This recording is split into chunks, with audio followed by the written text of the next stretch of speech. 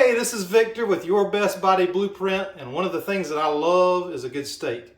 We probably eat steak once or twice a week. Now, one of the things that I knew that I would want to go with my steak that I was going to miss a lot when I started doing keto full time was Peter Luger's steak sauce.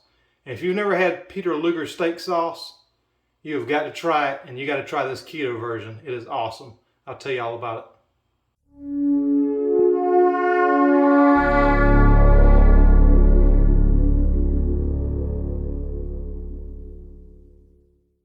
So most of the time when you go into a steak restaurant, they will turn their nose up at you if you ask for some kind of steak sauce. Well, Peter Luger in New York, if you've never been there and you go to New York, you've got to try it. Hands down, one of the best steaks that I've ever had, and I've had a lot of good steaks all around the country. But they dry age their meat. The process they use to cook it is awesome, and I've almost got that process down also. I'm real close to recipe you can do at home with that. But I have got down the steak sauce. And Peter Luger encourages that. When you get a steak at Peter Luger's, they bring a little bowl of that to the table for you. And they encourage you to use it because they know how good it is. And one of the things that I love to do is create keto versions of recipes that are not keto. And this was one of the first ones that I worked on because I just love it. And every time I have a steak, I use this to dip in it. It's not like A1 or Heinz 57.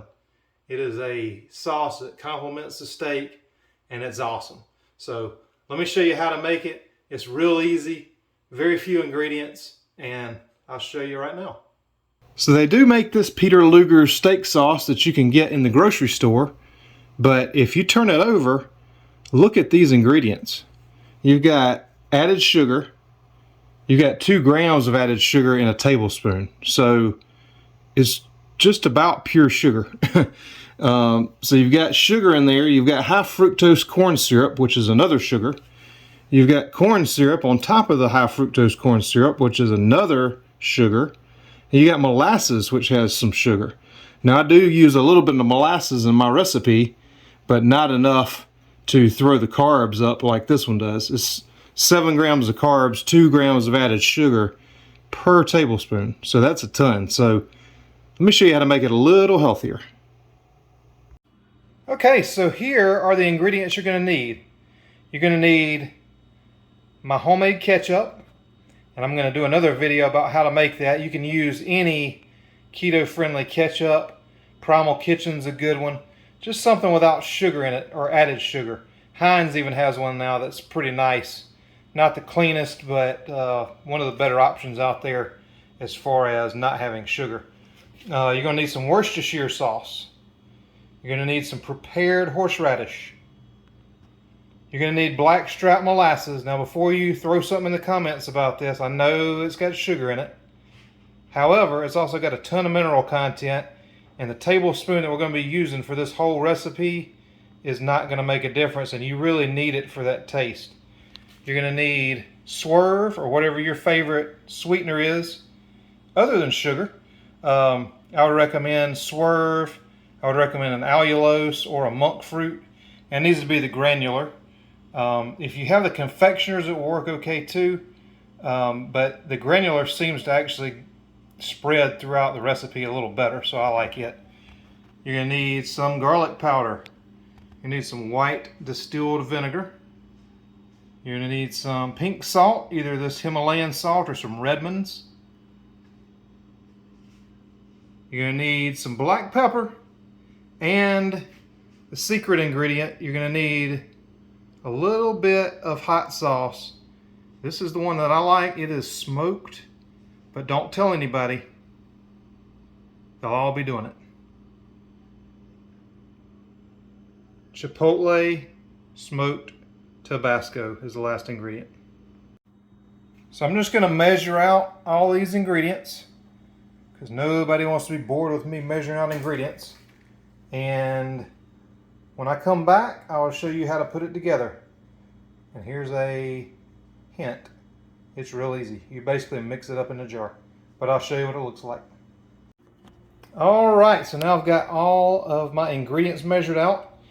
And I'll put all the amounts in the recipe down below so that you can follow it, as well as the jars that I use. And these plastic lids come in really handy because if you have anything acidic in the jars, and I make my own ranch dressing, I make my own blue cheese dressing. If you have those rings with the metal, they just get nasty. So I like using these plastic ones. They clean up really nice. But anyway, to this jar, I'm going to add a 1/2 cup of my ketchup. And I'm going to make a video about this ketchup one day also. I won't be able to get everything out of the cups in this video, but before I do my final stir, I'm going to go back and get everything out of these. Then we're going to use a 1.5 tablespoons of Worcestershire sauce. So I'm just going to put that right in there. A tablespoon of horseradish.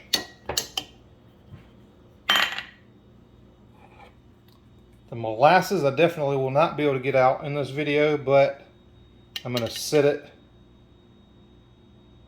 to the side and just scrape it all out before I finish it up here. Then you're going to need a tablespoon of the Swerve. And one thing about Swerve, if you've ever used erythritol, which is what Swerve is just the brand name for it. If you ever use it like in a dessert, you know, you'll get like a cool kind of sensation when you eat it. But with the spice that's in this, you really don't notice that at all. So then I'm going in with the garlic powder, and this is a 1/4 teaspoon of garlic powder. This is a tablespoon of white vinegar. I'll go in with that. And this, check out my yin and yang design I did on this piece. This is 1/8 teaspoon of salt, 1/8 teaspoon of pepper, and I've experimented using more salt because I like a lot of salt, but this is the perfect amount to make it taste like that Peter Luger steak sauce. So I'm going to go in with that.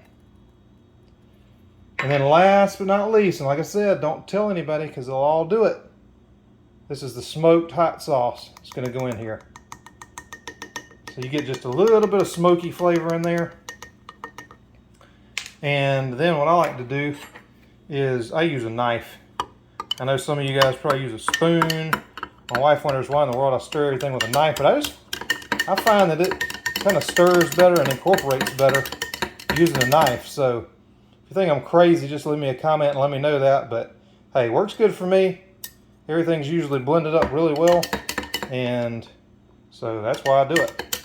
So, and basically, like I said, I got to go back and get some of the other ingredients out of these little cups, because it's hard to do with one hand here. I really got to get my son to help me with these videos. They'd probably be better videos anyway if he helped me, because he knows a whole lot more about technology than I do, and he's probably got some real good ideas for it. But anyway, that's what it's gonna look like when you're done. And this is a delicious sauce. A lot of steakhouses would frown at you if you asked for some sort of steak sauce to go on their steaks because theirs are perfect. Well, Peter Luger's is one of the best steakhouses in the world, and they bring this and encourage you to eat it, and it is delicious. So hope you try this and love it, and let me know in the comments when you do. So that is the finished product. I forgot to say, make sure that you use a wide mouth jar, because it's real hard to stir this up if you don't have a wide mouth jar. Those little thin lids on the top are just terrible. You can't get to the sides. That's a perfect jar for it. And I'll put a link in the description for that jar that I use.